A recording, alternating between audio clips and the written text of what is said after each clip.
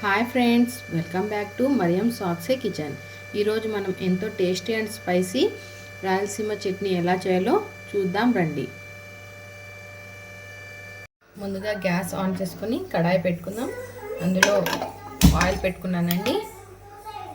Oil heat అయ్యే వరకు మనం ఇక్కడ 4 వంకాయల్ని తీసుకున్నాను.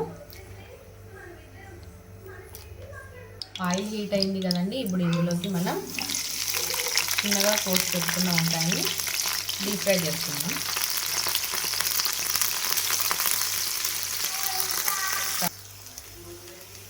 ఇప్పుడు మన ఇక్కడ వంకాయలు బాగా ఆయిల్లో మగ్గిపోయాయి కదండి. ఇప్పుడు దీన్ని తీసి పక్కన పెట్టుకుందాం.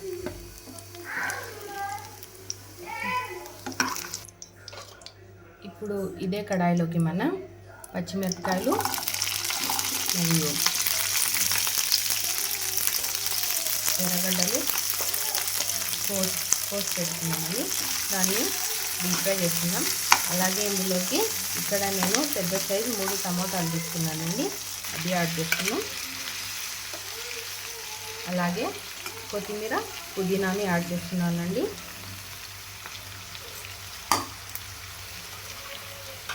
కొద్దిగా చింతపండు,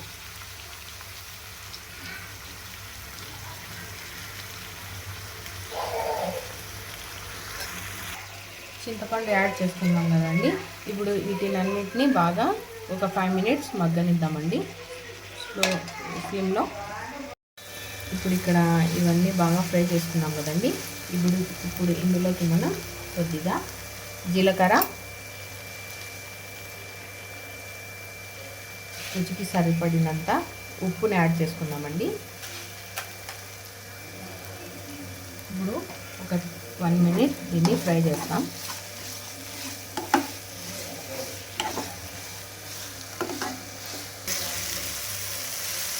ఇప్పుడు ఇవన్నీ బాగా మగ్గిపోయాయి కదండి. దీన్ని ఒక 5 మినిట్స్ చల్లారిద్దాం. తర్వాత దీన్ని మనం మిక్సీలో గ్రైండ్ చేసుకున్నామండి. ఇప్పుడు ఫ్రై చేసుకున్న టమాటో ఆనియన్స్ అన్నీ ఇప్పుడు మిక్సీలో గ్రైండ్ చేసుకుందామండి. ఇందులోకి నేను వంకాయలని యాడ్ చేయలేదండి, అది లాస్ట్లో మళ్ళీ యాడ్ చేసుకొని గ్రైండ్ చేసుకుందాం. ఇప్పుడు దీన్ని స్మూత్ పేస్ట్లా చేసుకున్నాం కదండి.